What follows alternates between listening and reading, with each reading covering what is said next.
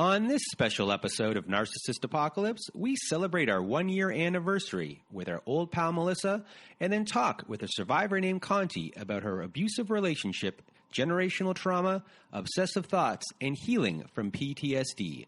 This episode is a journey, an exploration, and is easily my favorite ending to an episode that we've ever had.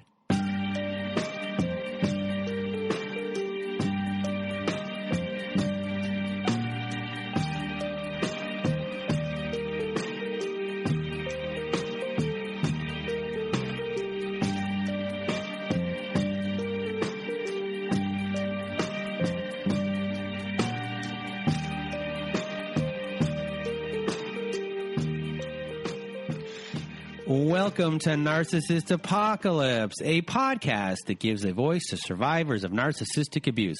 I am Brandon Chadwick, but my friends call me Chad, and thanks for tuning into this episode. So what is a narcissist, you may ask? Well, for the purposes of this podcast, we refer to a narcissist as anyone who has displayed a pattern of behavior that shows a limited capacity to appreciate others' perspectives. It is that simple. And now, before we get to our very special episode, 1-year anniversary episode with myself, my old pal Melissa, and then eventually with Conti, I just wanted to thank everyone in the Narcissist Apocalypse community for listening to the show and sharing your thoughts by email, Instagram, Twitter, and Facebook. A big shout out to all of our friends on our Narcissist Apocalypse Facebook support group for just being a great group of people. Also, a reminder, if you haven't left us a review on whatever podcast service you use, Spotify, Apple, Google, Stitcher, CastBox, etc., leave us a 5-star review if you can, written review, if not, just a regular 5-star review. And quickest way to be on our episodes isn't just to be a guest, but really is to be a guest on our Letters to My Narcissist episode that I do with my old pal Melissa, who you will be hearing from in a second. Say hi. Hi. There you go. She's right there. That's how close we are right now. If you want to read a letter to your narcissist and be part of our Letters to Our Narcissist compilation episode, Volume 3, we have a voicemail recorder on our website. To record, go to narcissistapocalypse.com. It is on the right side of the page. It's a button that's floating around that says Send Voicemail. Click on it. It records up to 5 minutes. You need more than one little shot at 5 minutes. You need 10, 20, 30. Record as many times as you need. And if you don't want to read the letter yourself and you want me and my old pal Melissa to read your letter, right, Melissa? Yep, right. Go and send us an email at narcissistapocalypse@gmail.com and put Letters to My Narcissist in the subject line. A couple other announcements before we get started here, before this one-year anniversary episode gets started, is we started another podcast, and it's called Narcissist Apocalypse Q&A. And we will be interviewing therapists and coaches, authors, researchers, journalists. And our first episode is out for that podcast. It is with Julie L. Hall. And she is the author of a book called The Narcissist in Your Life, Recognizing the Patterns and Learning to Break Free.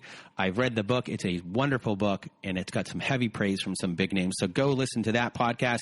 It looks exactly like the same podcast art that I currently have. I don't know if that's confusing or not.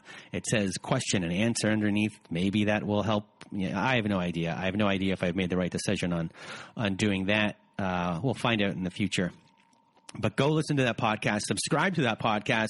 This upcoming week, we have another guest coming on, and that will be Debbie Tudor, and she is on our episode to talk about the family system, narcissist family systems, and all the roles and everything under the sun with that. So go listen to that. But also, everyone,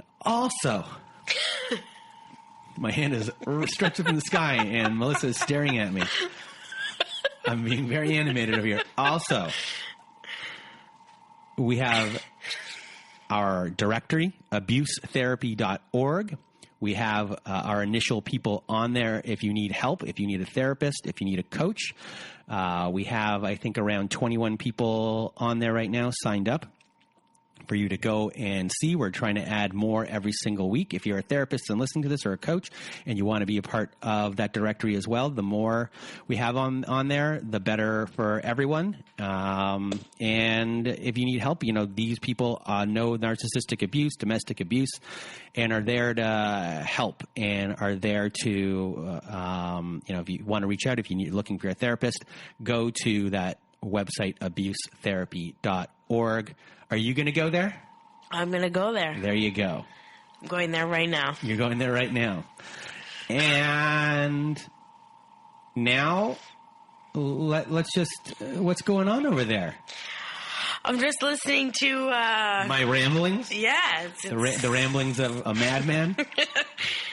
No, I'm just excited. Brandon and I recorded the first episode together. February 10th, 2019. So almost 1 year ago. Tomorrow, when this is released, it will be 1 year to the day. Mm-hmm. And boy, how our lives have changed. Right. Like, if you told me after we recorded that episode at the home of your boyfriend's parents, the Chilean sea bass. Oh my God. And if you were to tell me that this was going to happen, that a year later we would be sitting here, we would have all of these people that listen to the show, mm-hmm. and that we would have changed people's lives, that we did a fundraiser. Yeah, man. It's crazy to think that, I feel like at the time we were sort of just flying by the seat of our pants a bit. Yeah. I mean, it's mostly you, because I was just like a participant, but... Well, yes and no. You had a lot of thought out ideas, but the podcast, I feel, was not the thing that you thought would go this far. Well, no, this was not a glimmer in my eye. Obviously, I had more of a comedy route going on episode 1. Yes, that's true. But there was a problem with that. There was no funny. It was a pretty dark episode.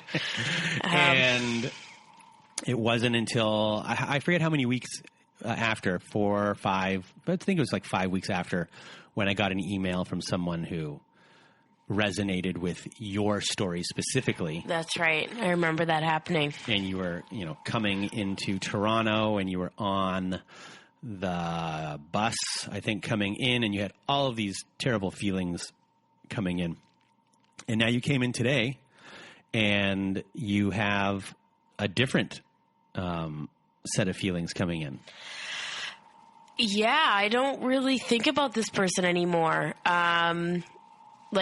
I've also started to see a therapist and start to delve into childhood things, which inadvertently tie into, adult problems. And actually, a really big deal for me happened not too long ago, because I'd constantly be having these dreams about this person, my ex. And in the dreams, I would just be this helpless person as I was in the relationship. But then this past week, I had a dream where things worked out the way that I wanted them to work out, and we just broke up, and he was a normal person about it, and was like, sort of, oh, this is really too bad, but this is what's best for both of us. And it was like this very healthy breakup. And I woke up and I was like, damn, that was the first time I ever had a dream that wasn't like cripplingly, just depressing and scary, and like just gave you all those bad memories. I woke up thinking like, okay, yeah, like it felt like closure. So, do you credit your recent therapy with this? Well, actually, I think, yes, that, but also I was listening to another podcast where a woman who had been severely abused and had all these awful nightmares, all of a sudden had this dream where she was in control, and she said she just turned a corner with all of her abuse because all of a sudden her subconscious, didn't put her in that position anymore, and she was all of a sudden the one that could take control. So that was a big deal for me. It sounds kind of silly, but I did talk to my therapist about like how it's really kind of like scary to think about what happened sometimes, but I'm starting to not feel as scared. Do you still feel like you're the narcissist? Because that was a big thing back then. No, not now that I've had a couple years under my belt with somebody else that is actually a really good person and super compassionate and generous and empathetic. And we've sort of been mirroring that with each other, all those good things. Now I back to my OG self, back to like who I actually was, but had lost. I was going to break into the Eminem song right there. You know which one? No. I forget how it goes, like, back to reality, back to... Anyways, though, that's all really serious stuff. We don't have to be that serious.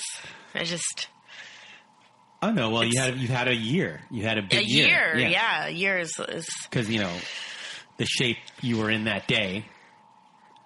It was bad. I was bad. I was in a bad way that day. You were in a very bad... Like, I walked in that door, and I was like, okay...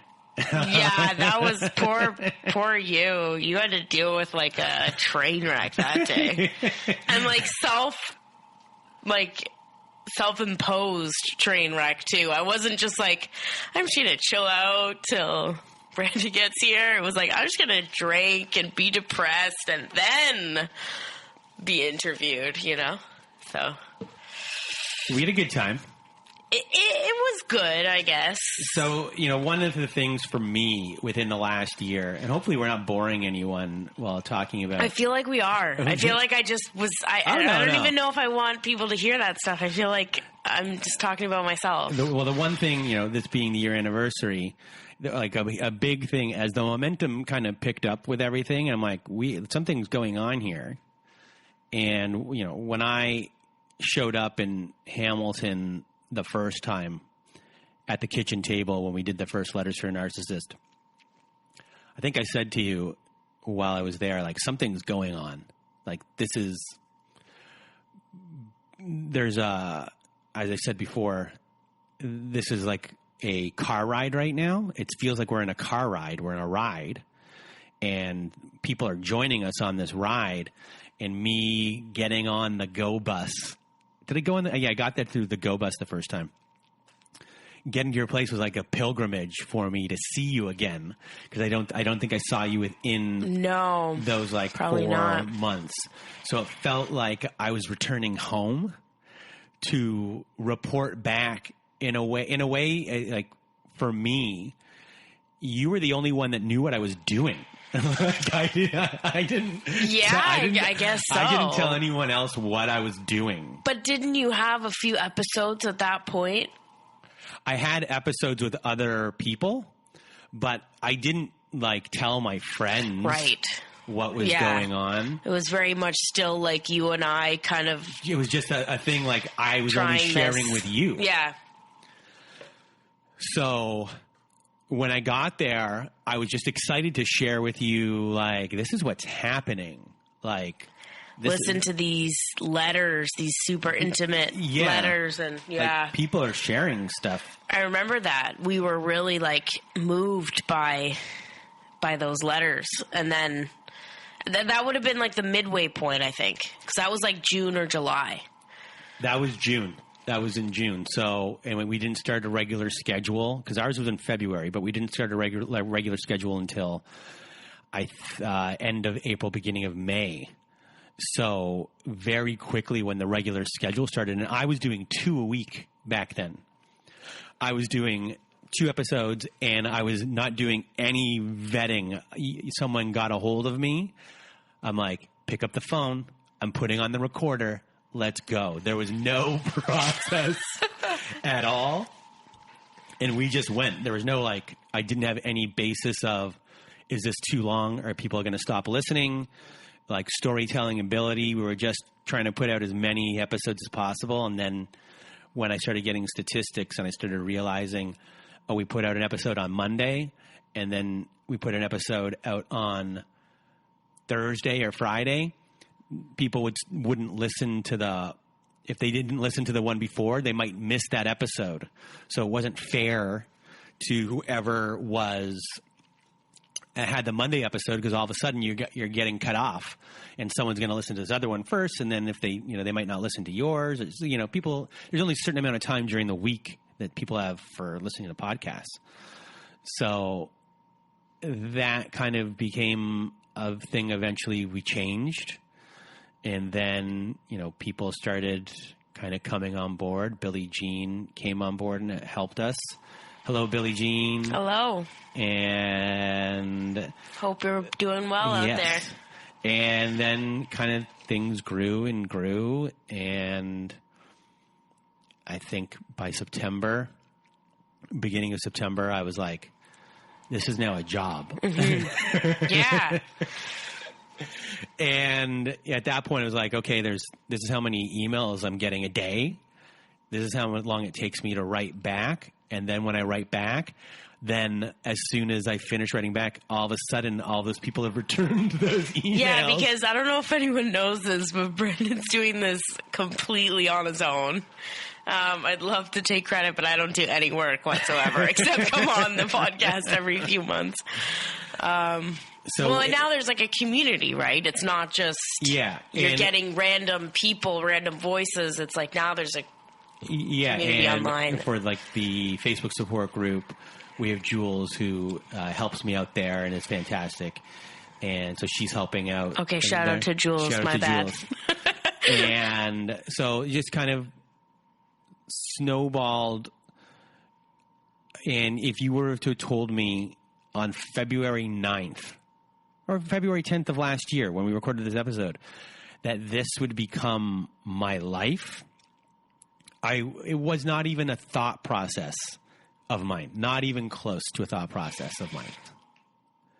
If you're listening to this right now, it means we cut out 15 minutes of this podcast because we went off on tangents that you didn't want to hear.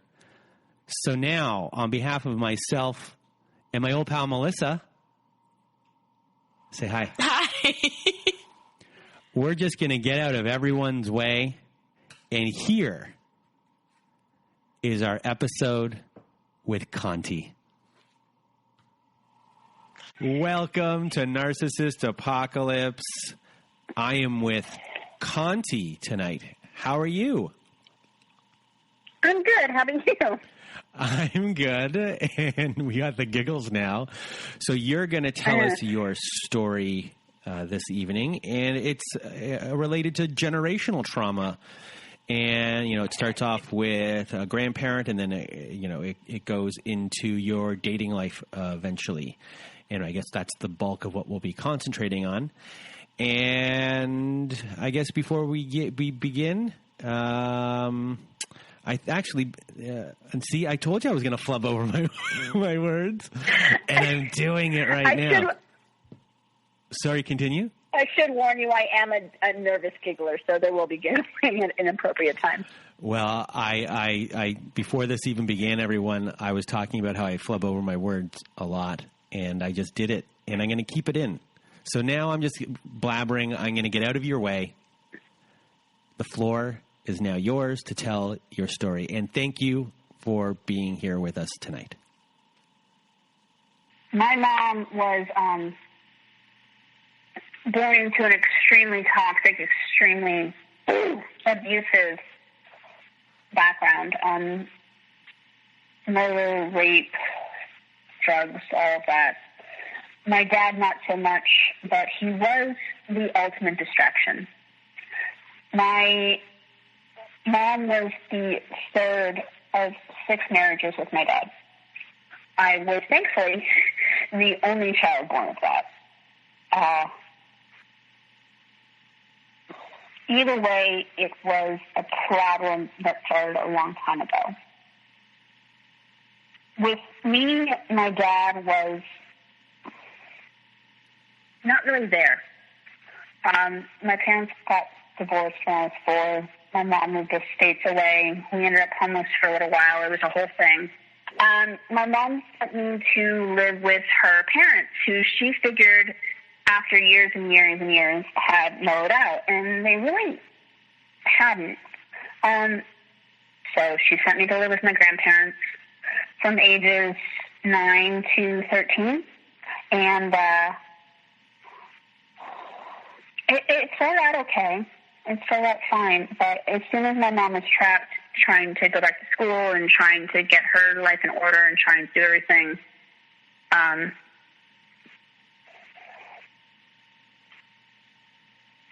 things started to go downhill. I was a really skinny, overactive kid, very, very rambunctious, very hyper, and my grandparents didn't really take kindly to that at all. It started off with food. I was denied food. I was denied clean bathing water. I was denied a safe place to sleep.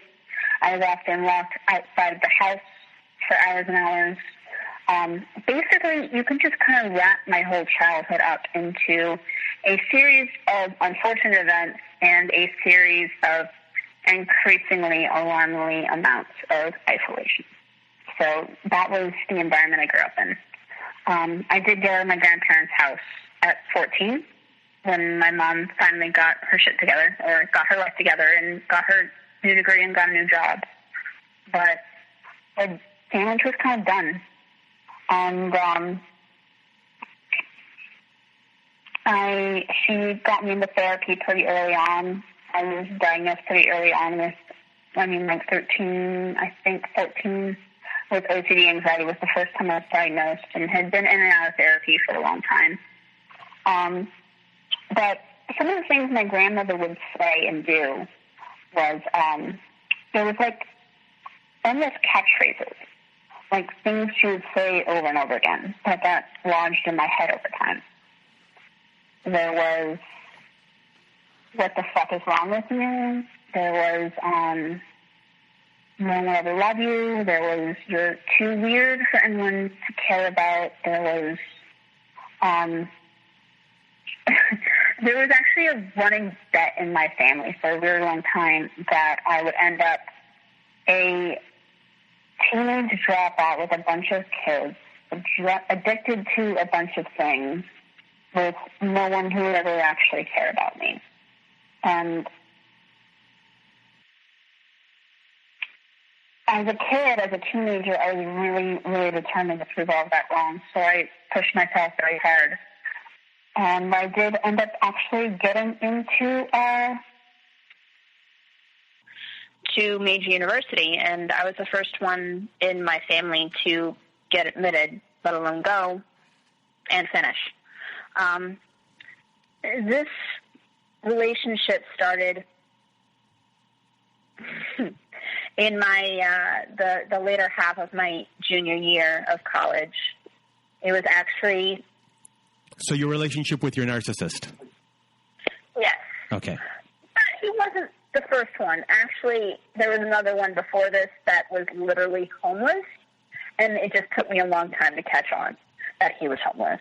But that's neither here nor there. I guess I'll ask this right now before we even continue. Was this a pattern for you, just dating these types of people? This is kind of the stuff you were used to? Yeah. Actually, I've noticed recently, actually, after talking to my mom and talking to my cousin, who was also raised by my grandparents, for the girls in our family, this is the pattern. We all date the same person. My cousin has 2 kids with 2 different people that fit this bill. Everyone my mom has dated, including my dad, has fit this bill.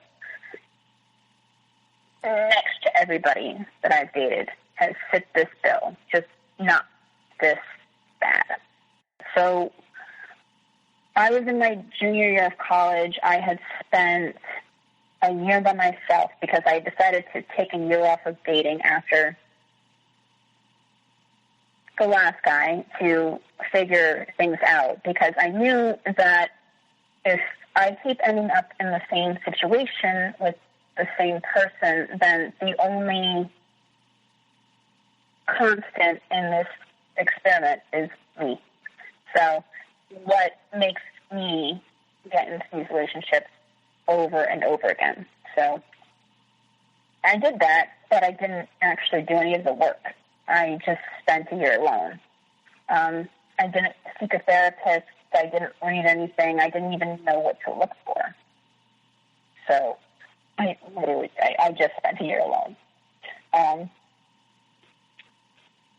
When I met this guy, he begged me to go on a date with him. Begged me. And actually, I was planning on blowing him off. Except the hour before we were supposed to meet, he literally sent me a text message and said, "Come on, dork. Come on, you're going. I was like, okay, I guess, if you're going to call me out like that, I guess. So I went, and it was a movie date, and it's kind of weird that he didn't meet me in the parking lot. I was expecting him to, and he didn't. He was already in the theater. So I had to stand in line and get my own ticket and meet him in there. But I just kind of figured, I'm a strong, independent woman. I can buy my own movie ticket. So I did, and we actually ended up having a great time. It was a really great night. We went there, then we got dinner, and then eventually we ended up at a club and just sat and talked all night, and everything felt so together.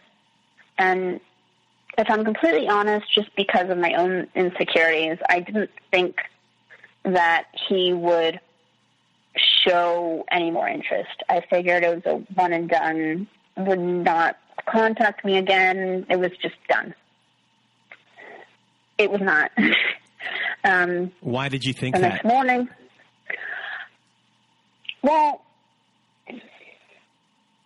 I guess my own insecurities, just thinking that no one really sticks around, that no one would really want to hang out with me, that no one would really want to be around me, that it was just, a fleeting sort of thing, or you found me and I don't know,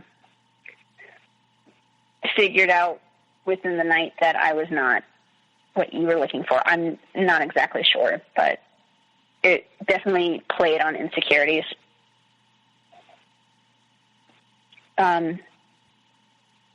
Much to my surprise, he did reach back out a lot and was very interested.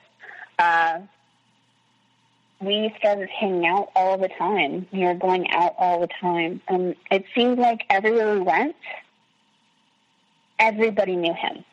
Everybody wanted to be around him. He was introducing me to all of these different people that I had never met, and I was such a homebody. I never went out. I never went out to clubs. I was the girl that if I got invited out to a college party, I would leave freaked out within 10 to 15 minutes, and then 2 hours later, all of the people that invited me there, my friends, would be like, "Where did you go? We were so worried about you." And to the point that I stopped getting invited because I would freak out and leave every time. So that was the person I was. And him being close by me and everybody being like, "Oh my God, this is the girl that you were talking about. This is the person that is doing, everything's going so well." It really made me kind of be able to step out of my shell and really be able to socialize. And I really, really liked that. I really latched onto that. Within a few weeks of us dating, he had bought me a ring. I mean, it wasn't a wedding ring or anything crazy like that, but it was a ring. It was a moonstone ring. This big thing from the antique store, which I love antique stores. Don't even get me started. But I'm not going to. Don't worry. But yeah, it was this moon ring that I was like so floored by it. I was like, oh my God, here's this guy that everybody knows, that everybody seems to like and respect and appreciate, and here he is buying me a ring. And I was just, it did come off a little bit weird. Like, there was like a ringing bell in my head. Like, that's kind of quick, don't you think? But at the same time, I was just, everybody else I'd ever dated or been around never really appreciated me at all. So it was just really nice to be appreciated and to be loved and respected and be adored by someone who did put me on that pedestal. I mean, everywhere we went, it didn't matter where we went. It was, oh, you're the girl, you're the U.S. girl that everybody, that he's talked about so much, that everybody knows, that you're doing all these things. And it just felt really nice to be recognized a little bit. And during this time, did he mirror you in any way? My favorite band is the Mountain Goats. And they're sorry, say that again? Really, I'm sorry? What did you say? Your favorite band is? My favorite band is the Mountain Goats. The Mountain Goats. Yeah, and it's this indie, folk, weird, not weird, but band. It's kind of a weird thing to get into. They were popular for a minute in the very early 2000s, but they still have like over 24 albums, and they're still coming out with music. But, you know, it's not something I expect anyone to latch on to. It's kind of niche. Anywho, he said, yeah, I love this band, and, you know, like, they're really good, and I listen to them all the time, and, yeah, I'd love to come with you to them. I'm like, great, wonderful, this is awesome. And he did, and, you know, got out, walked to a close-by bar. I was living in downtown at that time, so I think we even just walked back to my place from there, and it was, you know, a good night. He seemed so interested in so many things that were on my palette, like, my favorite band, my favorite, you know, my political leanings, which are a little bit lefter than left. At one point, he even said that very early on in the relationship that all of his prior girlfriends had broken up with him because he was an asshole.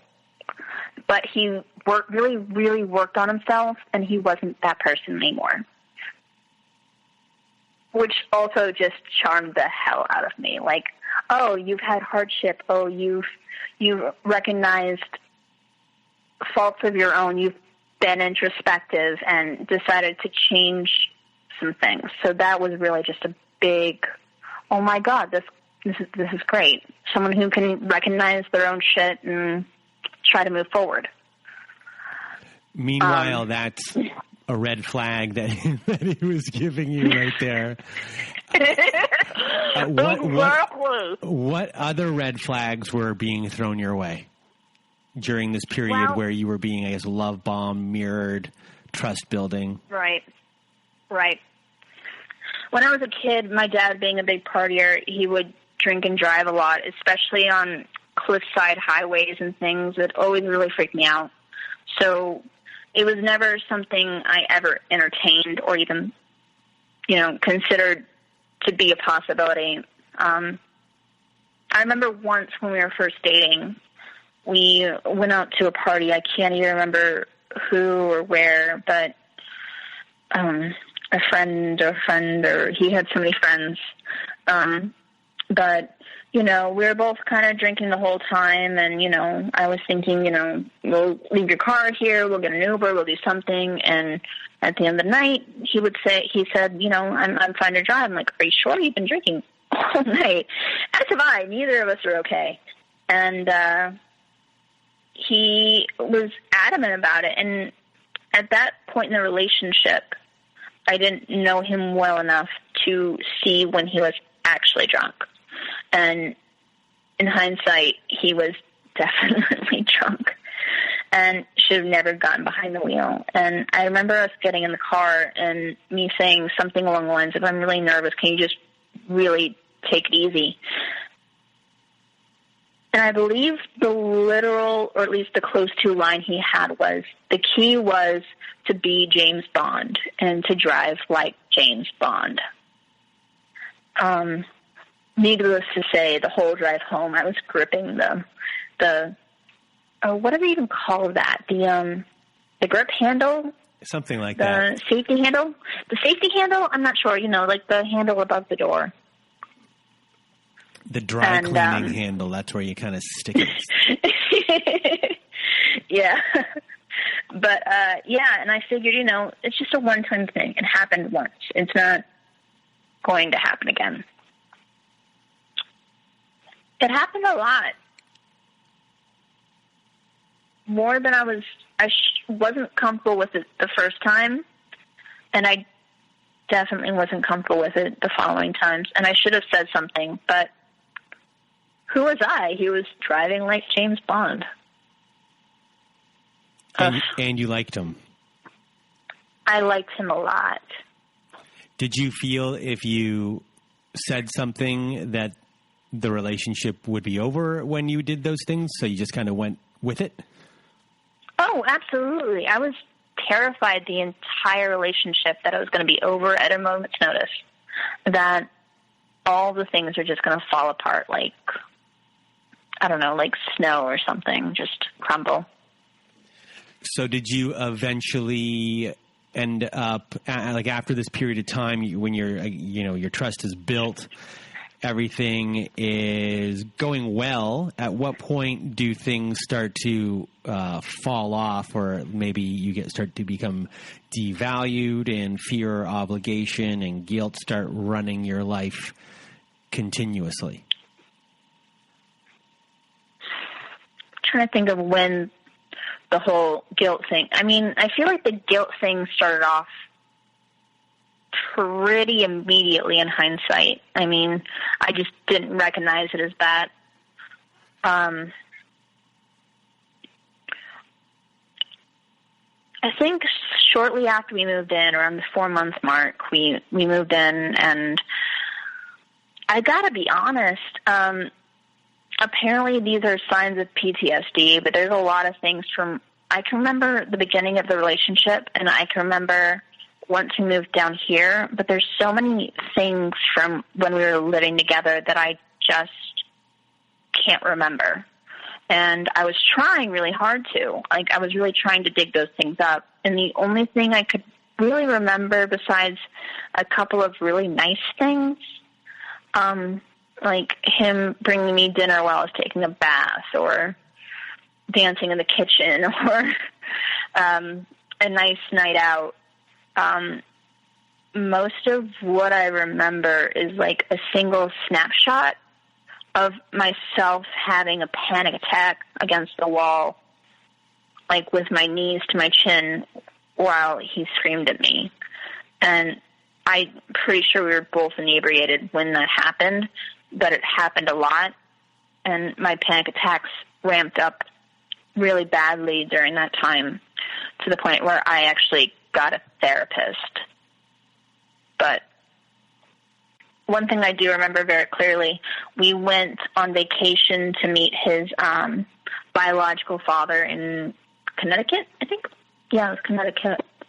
And while we were there, pretty much each night we would get into some sort of fight or another, and I would usually back down and just let it be. And I can't even remember what the fight was about, but I remember getting to a point where it was so loud and so toxic that I literally just went and sat in the snow. And his dad came down after hearing all of it, and both of us sang our signs, and his dad telling him to say sorry to me, that he was in the wrong, that this whole thing is stupid, which all of the fights are stupid. And, to say sorry and then go to bed. So after a little bit of gloating, he did say sorry. And then we went upstairs and we went to bed. And right after we turned off the light, he turned over and he, in the coldest, chilling voice, said, "I don't care what I said, I'm not sorry." And I just remember crying the rest of the night. And that should have been I should have left then. because literally the hair on the back of my skin just raised up, and I was so freaked out when that happened.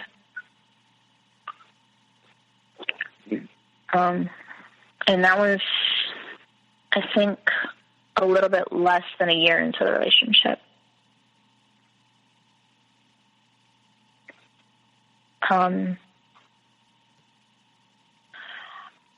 Things started to slowly come up. Little things, little criticisms, little details that he would tell me. I think it actually started off with my breath. Him telling me on a near daily basis that my breath smelled really badly and that I should get something checked out because I probably have a rotting tooth, or that my car was a piece of shit. The tooth thing I kind of find funny because my mom works in the dental field, and I actually take really good care of my teeth, and she checks my teeth and cleans my teeth. So I knew I didn't have an issue with my teeth for sure, but he was relentless on that issue. Same thing with my car, and that started to devolve into even more personal things. How often I showered, what I was allowed to wear to work, the way I did specific things, the way that I would actually do my work duties, because a lot of my work I do from home.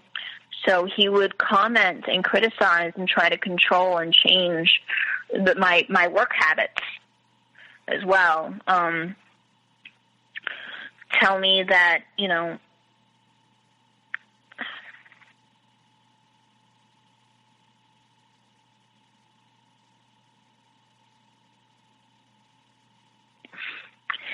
it's almost like telling the story of Mr. Jekyll and Mr. Hyde, because when he was sober, he would be the over-criticizing, over-commenting, over-controlling type.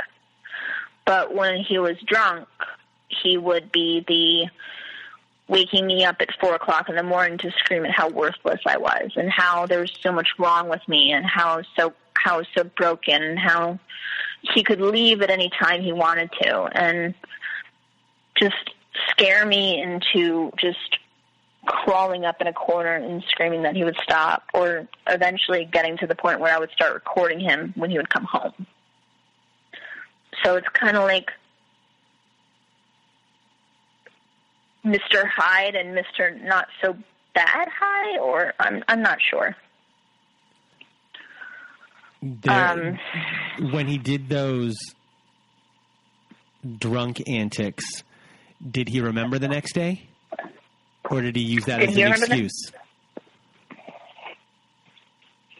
The first time that it happened, he attacked my weight a lot. That I had gained weight, that I wasn't as attractive, that I was this, that I was a fat C-word, that, the next morning I gave him the cold shoulder and I didn't talk to him until I eventually just said everything that he said to me, and he apologized profusely and said it would never, ever happen again. But then it started to happen 2 to 3 days a week during the week.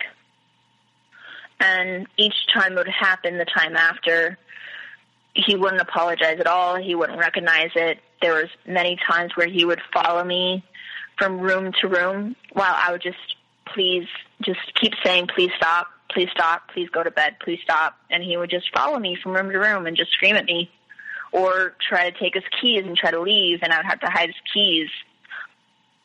This became so often, I can't even pick out a single occurrence of it, because all of those things just meld together. And it happened, I would safely say, about 2 to 3 times a week. When he's following you from room to room, do you find that physically intimidating, or intimidating in a way where you feel that something further may happen, or no? I'm not sure. I remember quite a few times, because he would follow me from room to room, even though I'd keep saying stop, that I would literally just walk out the front door and just walk down the street and just sit on the corner. He wouldn't follow me to the corner. He would just stay inside. But then when I would come back, he would act like nothing had happened. He would just be laying in bed playing on his phone or playing a video game or whatever, but literally didn't ever acknowledge the fact that that had just happened.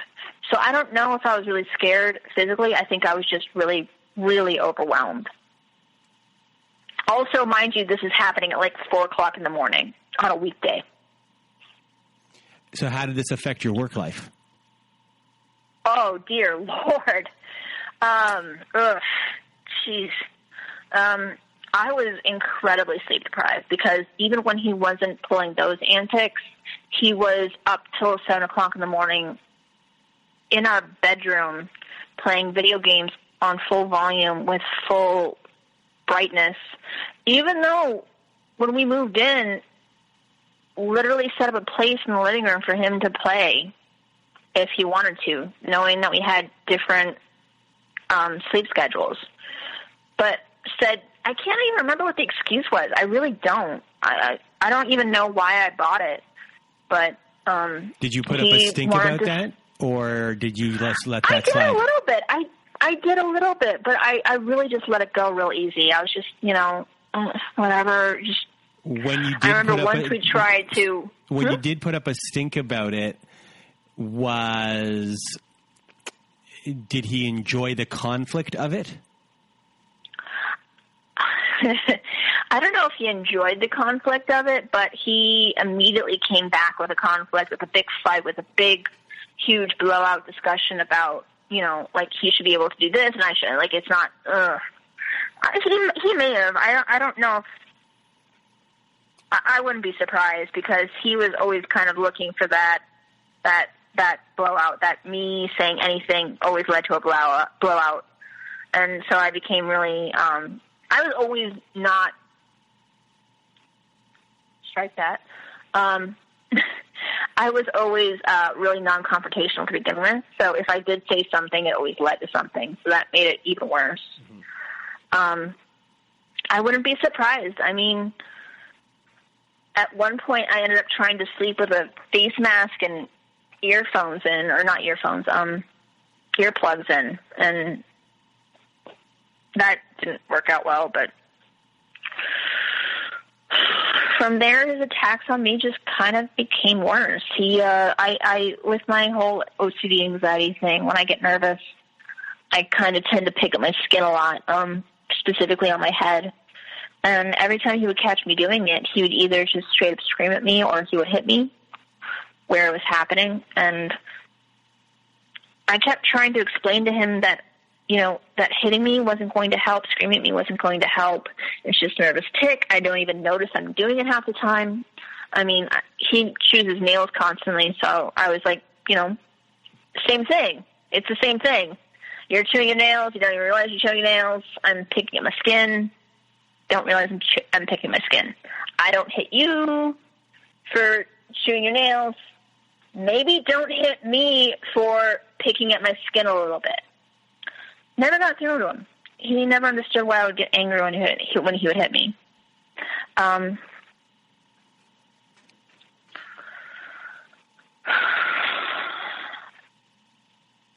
This all kind of came to a head in July, where it was just one too many nights of me feeling like I had to record him when he woke me up, where I'd have to hit record on my phone so I'd have evidence of what had happened the night before. Not that it ever mattered, not that it ever changed anything, but I got to be to a place where I couldn't do it anymore.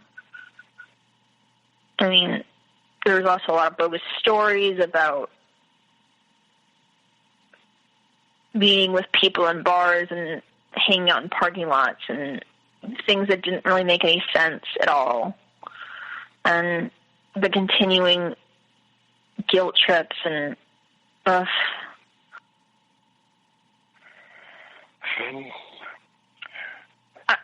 was finally done. I couldn't do it. I had recorded so many conversations. Every single day I remember getting off work early and instead of coming home, just driving around in circles for hours and hours and just knowing that I didn't want to go and be near him. So I told him I wanted to break up with him. I told him I was done. I remember after telling him that, he rose his head, looked at me, glared, I think flipped a bird, and then went back to bed. So I left. I called some friends. I talked to them about it. They all were like, yeah, totally. Like, if this is what's been going on with you and we haven't been hearing about it, then yes, do this. I got home. I walked in the bedroom door, and he was sitting on the floor holding a framed picture of us, sobbing. And I just broke down immediately and just, I'm so sorry. I love you so much.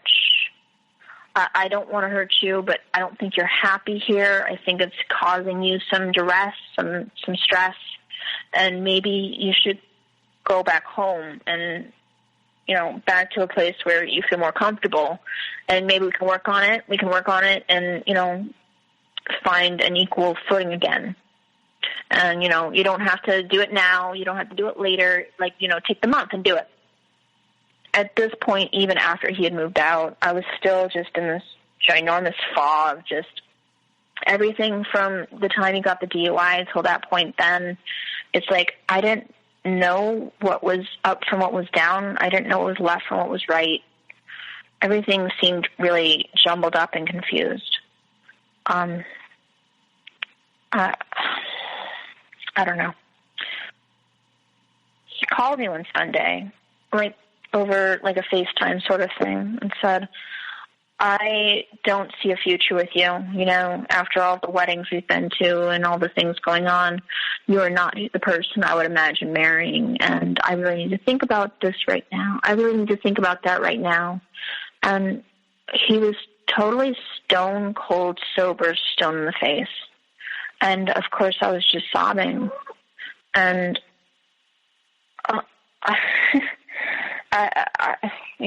it had been 4 years of us being together, 3.5 of them living together, practically. Actually, no, literally. And I, just wanted to respect his position on the whole thing and just said, if that's what you're feeling, if that's what you want, then that's what you want. And I can't change that.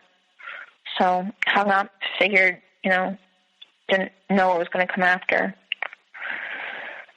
The next night after, he calls me up and says one of our things was he would play like an indie horror video game over I think Discord, and I would join in and we would talk while he was playing it and like make decisions about the game. And he, while we were doing that, just stopped playing for a second and said, "Hey, I really love you." And then said it again right before we hung up. He's like, hey, I hung up, and then he called me back and said, "Hey, I really, really love you." And I was like, of course, I love you too. But I was really confused because literally the day before, he said he wanted to break up with me and that he was done. The day after that, he calls me up and says, all these plans he has with his friends this weekend, how they're going to party, they're going to do this, they're going to do that. I'm like, cool, great, wonderful. I hope you have fun.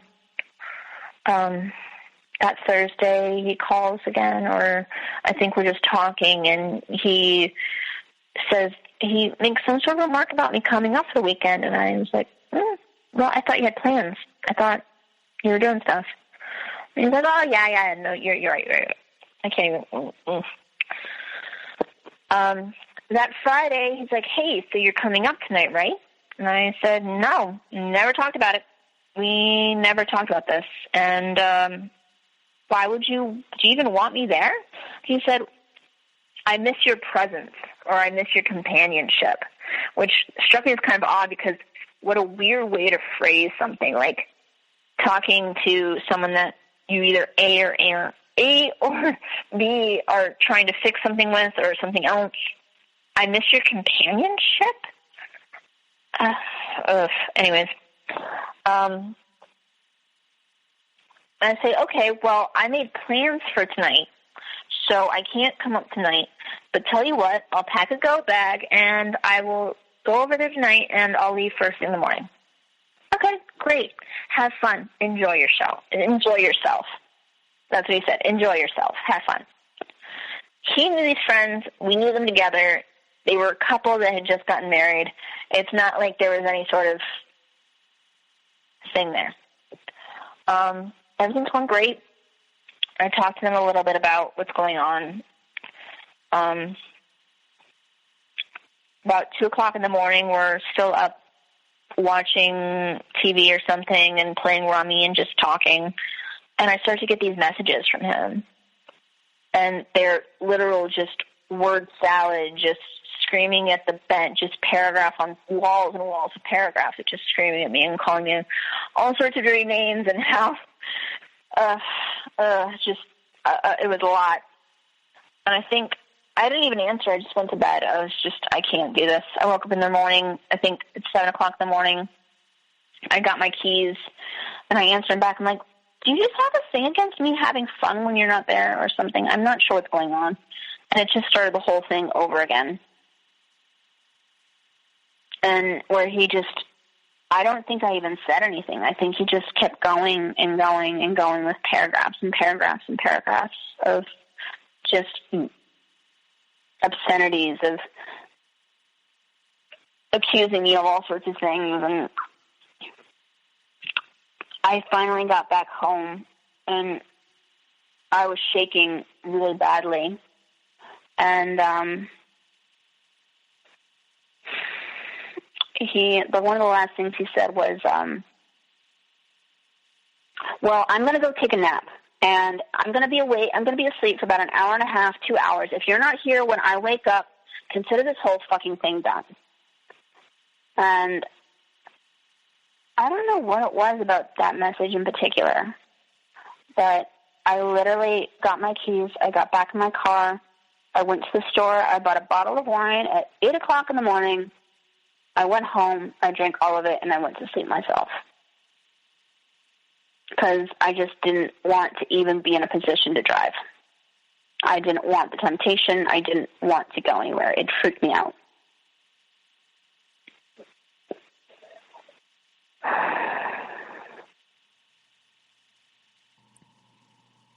Is everything okay on that side?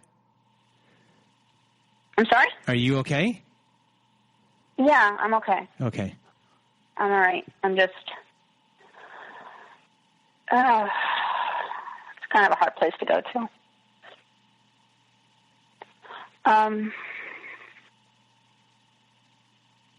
Yeah, so I guess that was that. He broke up with me, kind of just cut me out immediately.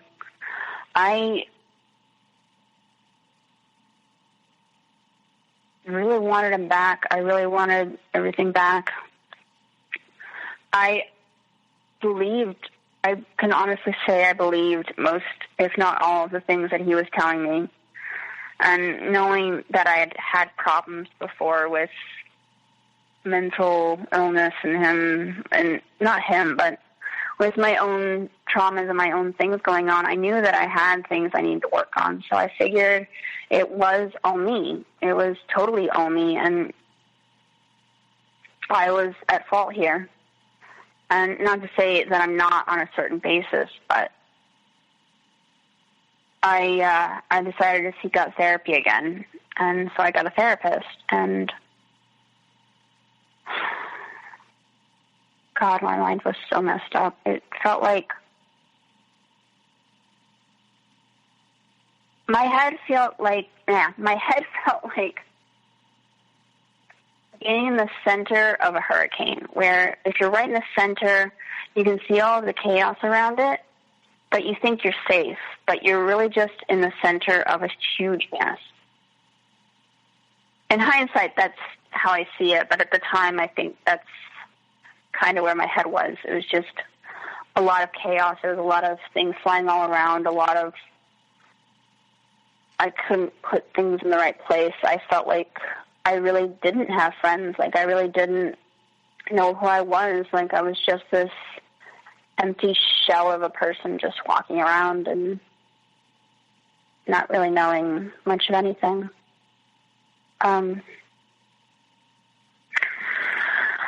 So the relationship is over, and I've listened to you during this whole time and during the call that we did beforehand. So I actually just want to know what this experience has been like for you, right? Before we get into anything else, what has this experience been like for you to go through this process and talk with me? Like just just talking to you during this whole thing? Or the difference between, I guess, when we talked originally to now, what this specific instance today? Because what's going on with you? What's going on with you right now during the last hour and a bit that we've talked? I was able to pick things apart and slow things down a lot more this time, and actually look at it and try to put the right words in, I guess. The first time I was really nervous and just exploding at the seams. This time it was a lot more, I've been thinking about it a lot today, but just trying to actually look at things the way they were and not just letting them jump around in my head, you know? Yeah, because for everyone who's listening, the first time I spoke to you, you were talking so fast that I couldn't. Well, I said to you, I don't know if I can have you on the show. One, people won't be able to understand what you're saying. And two, if I have to edit, there wouldn't be a place for me to actually make a cut anywhere because each word melded into the other.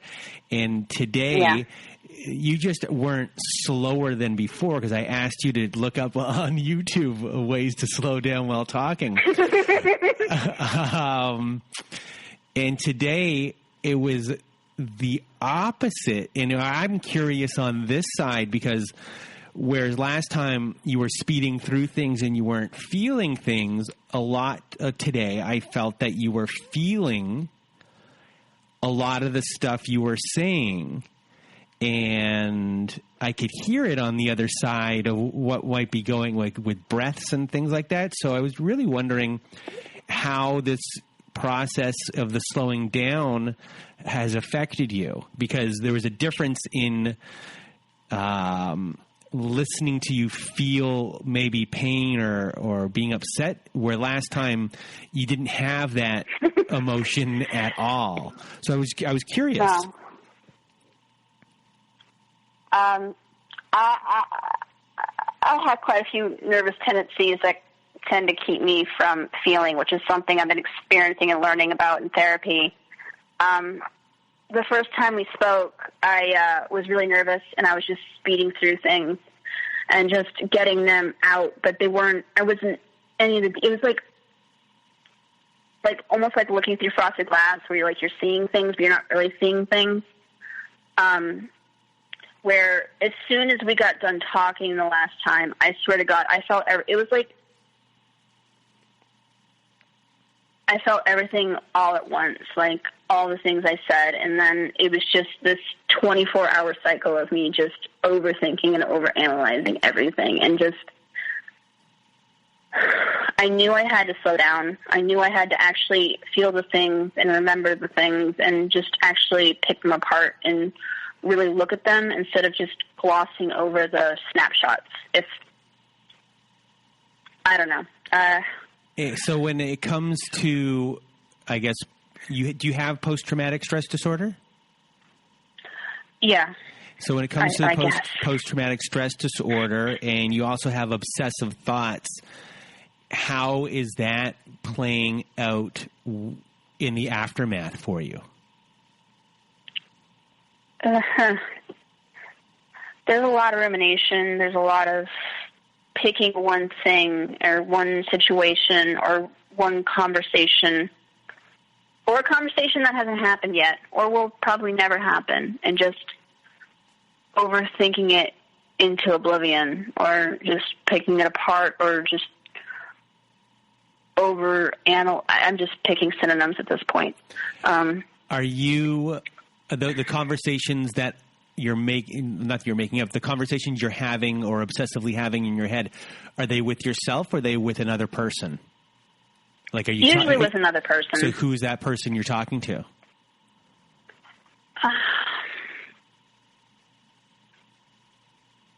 Sometimes it's him. Sometimes it's my grandmother. Sometimes it's my dad. It depends on what exactly I'm bringing up. Sometimes it is with me and just tearing myself down and telling myself that what I'm doing is not helpful and that I'm being dumb, or much less kind words than dumb.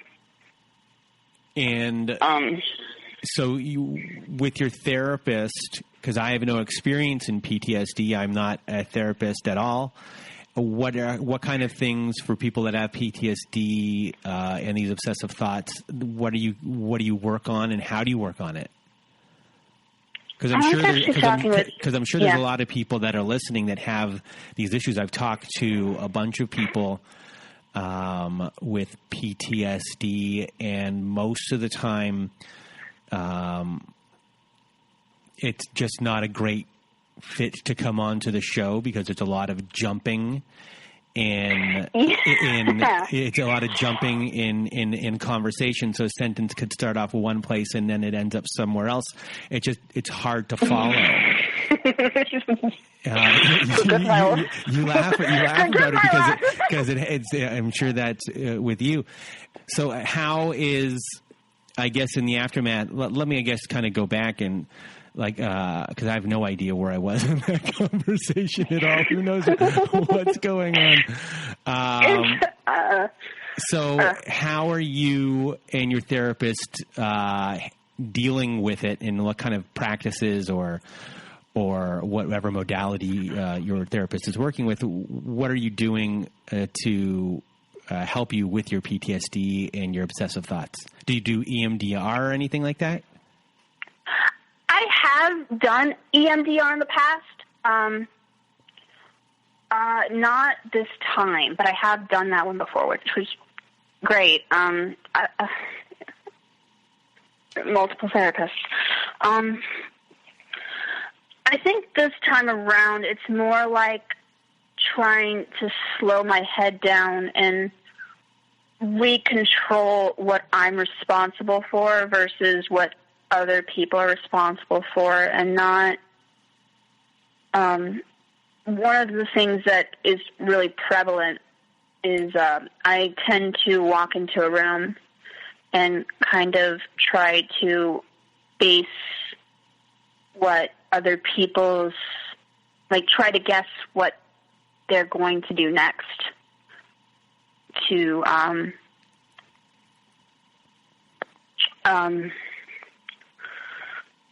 try to figure out what they're going to do next, or what their emotions are at, or what's going on in the room, to judge what I should do. So it's a lot of reactionary sort of behavior based around preserving myself, around trying to protect what, or say the right thing, so that I don't, it's just a survival tactic that's kind of left over. That a lot of my nervous tics based around loud noises. I can't stand. I don't know. Like I said, I really actually don't know that much personally about PTSD, except for the fact that multiple people have told me that I have it. So that's still. That's still an avenue that I need to explore. Okay. So it's not. Yeah. So what kind of things are you diving into? Meditation, yoga, like things to slow you down? Yeah, things to slow me down, slow my head down. It tends to go. I can't. I've always had a hard time slowing my head down. I tend to overthink. One of the things my therapist has been having me do a lot is journaling. So I've been working, like, when I write, even doesn't matter what I'm writing about, I'll say it or I'll mouth it as I write it, and that would help. But also just deep breathing, making sure that, I mean everything I say, and I'm not trying to just get as much information out as fast as humanly possible. Which is what I usually do, because I usually think that most people stop hearing me as soon as I start talking, which might be half of the fact is the reason why I talk so fast. There's the person from the other time. So it's like, I guess the deliberacy. So I can't even say the word deliberate. Oh my God, what is wrong with me? I'm having problems too. The deliberacy. I can't even say the word. It's okay. I know. I got you. Thank you. Hope everyone else understands that too. The D. I'm not going to even try the rest of the. You just made it worse. Is it something like the journaling helps, but is it something that you practice in front of a mirror every day?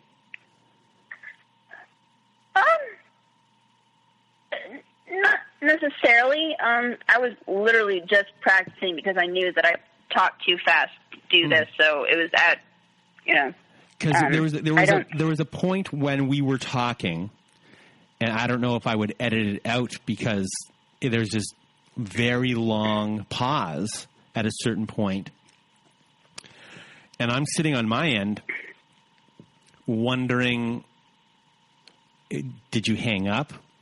What's kind of going on? I don't know. And then you eventually popped back up, and I don't remember what you said. And I was just like, hi.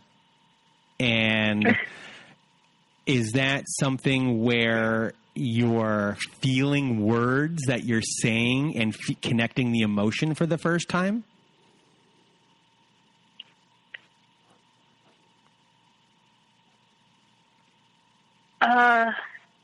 Like being able to connect an emotion to the words you're saying, was that something that you had problems with before? And is that something that the deliberateness is making you feel the words and feel the emotion that are connected to those words? I didn't really think about it like that, but that makes a lot of sense. It felt more like, I know what moment you're talking about, and it was right after, I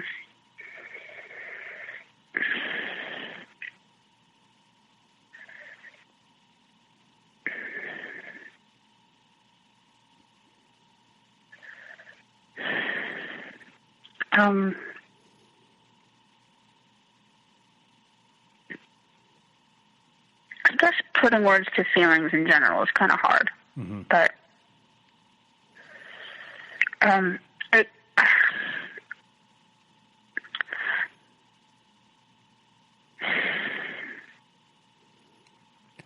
or is just coming up with the right word of how you're feeling hard?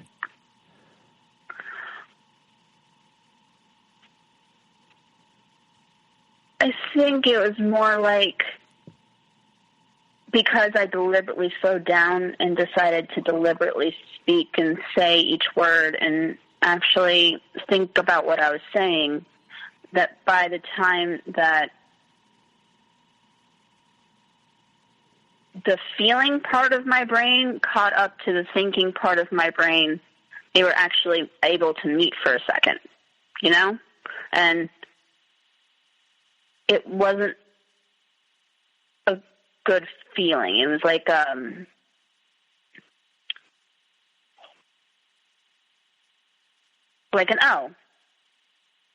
oh, and it just took a second for all that to catch up. And when you have that feeling, and that's an uncomfortable feeling, is it tough for you to stay within that feeling? Like when we talk about this right now, is this a conversation you don't want me to have with you? And we should just... And we should just not have this conversation? It's not something that you feel comfortable with?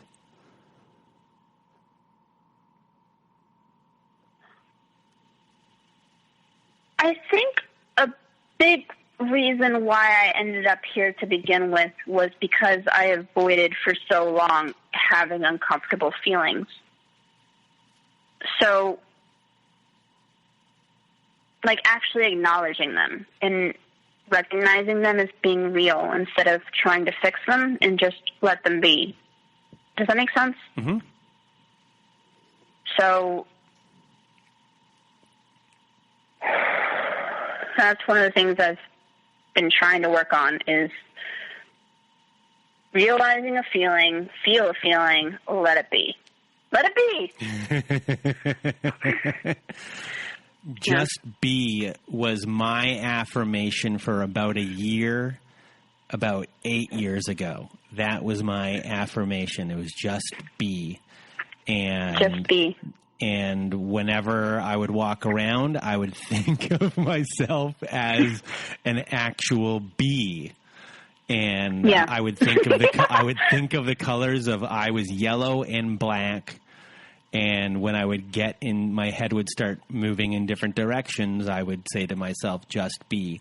And when I woke up in the morning for that whole entire year, all I did was every day I woke up and I listened to Let It Be by the Beatles. And that's how I started my day. And then that was my thought process during the day. And then sometimes my therapist would, because that was our thing, when I would leave, she would go, buzz, buzz, buzz, buzz, as if I was a bee. And how embarrassing is this story to tell?